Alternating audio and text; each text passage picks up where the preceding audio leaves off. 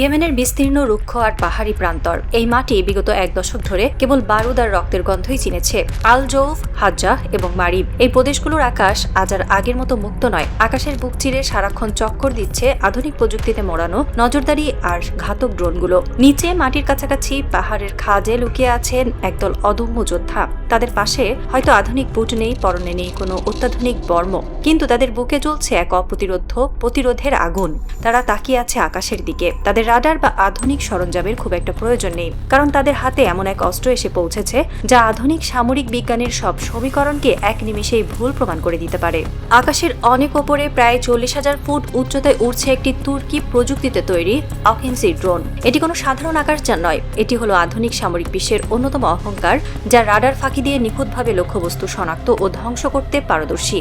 Syria, Libya থেকে শুরু করে কারাবাখের যুদ্ধ, সব জায়গায় এই ড্রোন তার ধ্বংসলীলা চালিয়ে নিজেদের অপরাজেয় বলে প্রমাণ করেছে। আজ এই ড্রোনটি ইয়েমেনের আকাশে চক্কর দিচ্ছে সৌদি আরব এবং পাকিস্তান জোটের হয়ে হুতি যোদ্ধাদের অবস্থান শনাক্ত করতে। ড্রোনের কন্ট্রোল রুমে বসে থাকা অপারেটররা হয়তো ভাবছেন ইয়েমেনের এই দরিদ্র যোদ্ধাদের হাতে এমন কিছুই নেই যা এই 40,000 ফুট ওপরের শিকারীকে ছুঁতে পারে। কিন্তু অহংকারী যে পতনের মূল কারণ তা আজ আবারও প্রমাণিত হতে যাচ্ছে। পাহাড়ের নিচে একটি সাধারণ পিকআপ ট্রাকের উপর বসানো ছোট একটি লঞ্চ প্যাড থেকে হঠাৎ করে এক কান ফাটানো গর্জনে আকাশে ছুটে গেল একটি অদ্ভুত দর্শন বস্তু। এটি কোনো সাধারণ অ্যান্টি এয়ারক্রাফট মিসাইল নয়, এটি সোজাসুজি আকাশের দিকে গেল না। একটি নির্দিষ্ট উচ্চতায় পৌঁছানোর পর এর পেছনের রকেট বুস্টারটি খসে পড়ল এবং চালু হলো একটি ছোট গ্যাস টারবাইন ইঞ্জিন।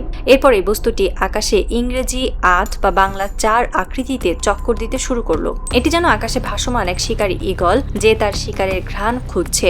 প্রায় 45 মিনিট ধরে এই ঘাতক অস্ত্রটি আকাশে উঠ পেতে রইল। তারপর হঠাৎ করে তার অপটিক্যাল সেন্সরগুলো খুঁজে পেল আকাঙ্ক্ষিত শিকার, সেই অহংকারী আকিনজি ড্রোনটিকে।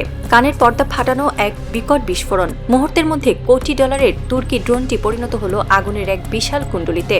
ইয়েমেনের রুক্ষ মাটিতে আছড়ে পড়ল তার জ্বলন্ত ধ্বংসাবশেষ।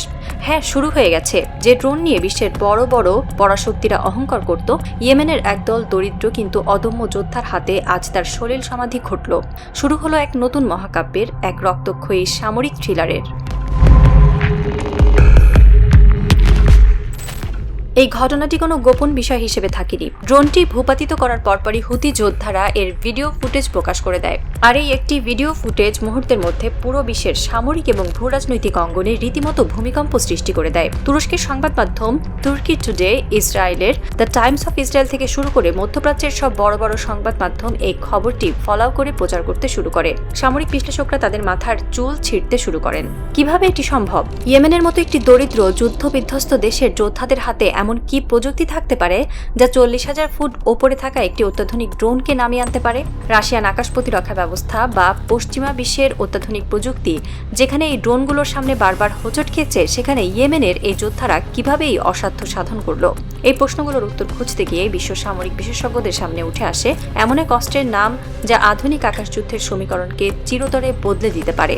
এই অস্ত্রটির নাম ইয়েমেনে দেওয়া হয়েছে সাকর-1, যা মূলত ইরানের তৈরি করা 358 লয়টারিং মিউনিশন বা বিমান বিধ্বংসী অস্ত্র।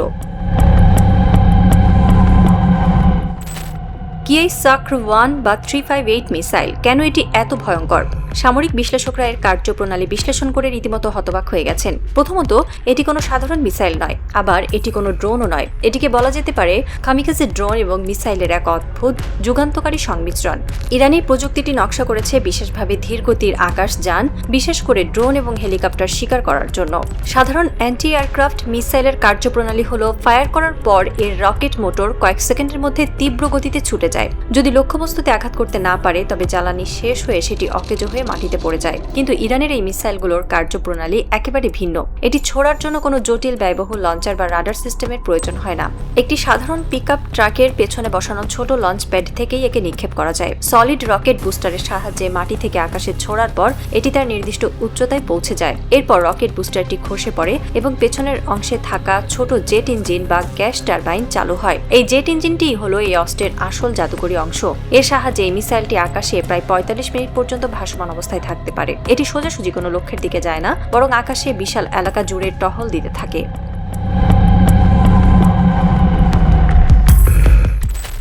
এই মিসাইলটির সবচেয়ে ভয়ঙ্কর দিক হলো এর কোনো রাডারের প্রয়োজন নেই। সাধারণত উঁচু দিয়ে উড়ে আসা কোনো টার্গেটকে, বিশেষ করে 40,000 ফুট উচ্চতার ড্রোনকে হিট করতে হলে বিশাল আকারের মিসাইল যেমন S-300 এবং শক্তিশালী রাডারের প্রয়োজন হয়। কিন্তু রাডারের একটি বড় দুর্বলতা আছে। রাডার যখন তরঙ্গ নির্গত করে তখন শত্রুপক্ষের ড্রোন বা যুদ্ধ বিমান সেই তরঙ্গ শুষে নিয়ে বা শনাক্ত করে বুঝতে পারে যে নিচে কোনো অ্যান্টি এয়ারক্রাফট সিস্টেম আছে। তখন তারা নিজেদের গতিপথ পাল্টে ফেলে জ্যামিং সিস্টেম চালু করে দেয়। কিন্তু ইরানের এই 358 মিসাইলের কোনো রাডারের প্রয়োজন নেই। এর সামনের অংশে থাকে ইনফ্রারেড বা অপটিক্যাল সিকার।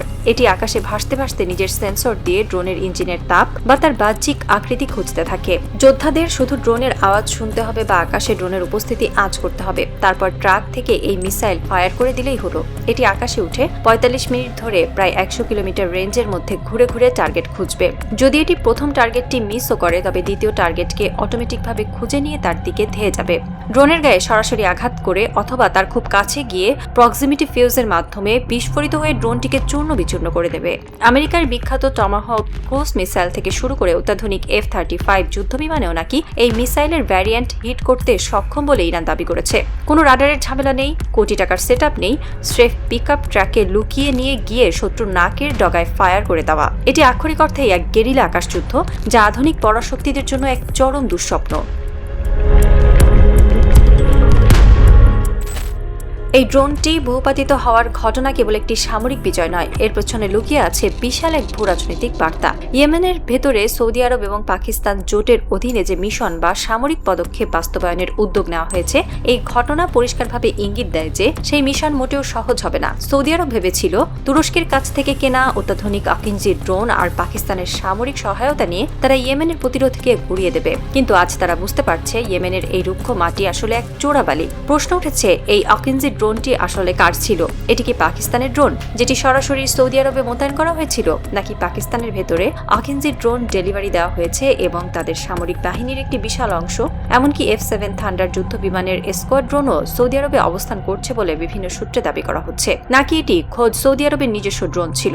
বিষয়টি যাই হোক না কেন, ড্রোনটি যে জোটেরই হোক না কেন, পতনটি হয়েছে এক চরম অহংকারের। ইয়েমেনের ভেতরে সামরিক পদক্ষেপ যে কোনো যৌথ কোয়ালিশনের জন্য কতটা প্রাণঘাতী হতে পারে তা আজ দিনের আলোর মতো স্পষ্ট।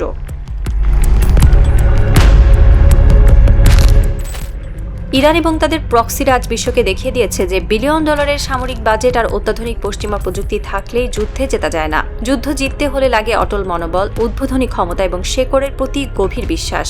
4 দশকের চরম অর্থনৈতিক অবরোধ, আন্তর্জাতিক নিষেধাজ্ঞা এবং পশ্চিমা বিশ্বের ক্রমাগত হুমকির মুখে দাঁড়িয়েও ইরান কিভাবে এমন সব অস্ত্র তৈরি করছে যা পরাশক্তিদের ঘুম হারাম করে দিচ্ছে, এর উত্তর লুকিয়ে আছে পারস্যের সেই প্রতিরোধের দর্শনে। তারা কখনো অন্যের দয়া বা অস্ত্রের উপর নির্ভরশীল হতে চায়নি। তারা নিজেদের মাটিতে নিজেদের বিজ্ঞানীদের ঘামে আর মেধার জোরে এমন সব সামরিক প্রযুক্তি উদ্ভাবন করেছে যা আজ বিশ্ব সামরিক অঙ্গনে নতুন করে চমক দেখাচ্ছে।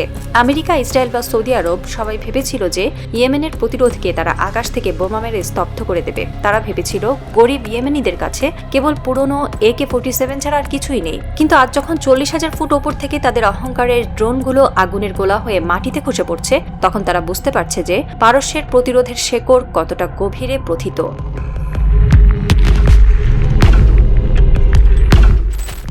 রাত গড়িয়ে ভোর হচ্ছে ইয়েমেনের আল-জৌফ প্রদেশের পাহাড়ি অঞ্চলে। দূরে কোথাও এখনো ধোঁয়ার কুণ্ডলি উঠছে। ভূপাতিত হওয়া আকিঞ্জি ড্রোনের পোড়া টুকরোগুলো চারপাশে দাঁড়িয়ে আছে এক ইয়েমেনি যোদ্ধা।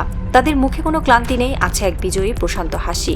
অন্যদিকে রিয়াদ, আঙ্কারা এবং ওয়াশিংটনের সামরিক সদর দপ্তরগুলোতে আজ এক অদ্ভুত গোরস্থানের মতো নীরবতা।